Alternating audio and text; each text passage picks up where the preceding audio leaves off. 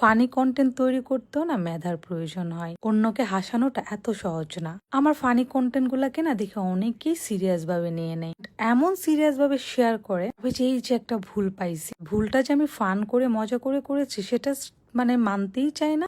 দিশার আমার যোগ্যতা নাই। লুসি বাটনের যে ভিডিওটা আমি করেছি, কিন্তু আমি 3 মাস আগে একটা করেছিলাম, সেটা নিয়ে অনেকে অনেক কথা বলেছে। তো এইবারও আমি যখন মালয়েশিয়াতে গিয়েছি, গিয়ে হচ্ছে ভিডিওটা আবার নতুন করে মেক করেছি। অনেকেই দেখলাম শেয়ার করে লিখছে ওনার মতো অযোগ্য ব্যক্তি কিভাবে ইমিগ্রেশন পার হয়। আমি অনেক অযোগ্য দেখে মাস্টার্স কমপ্লিট করেছি, আমি এত অযোগ্য দেখে 2011 থেকে জব করতেছি, অনেক বেশি অযোগ্য। যাই হোক, ইমিগ্রেশনে ওরা বসে না মুড়ি খায় না। হ্যাঁ, 2টা দেশ ভিজিট করছে, আমাকে ইমিগ্রেশনে একটু আটকানে, শুধু জিজ্ঞেস করছে কোন দেশে যাব, কি এটা সেটা শেষ। ইমিগ্রেশনের মানুষরা না বুঝতে পারে, বুঝে, জানে।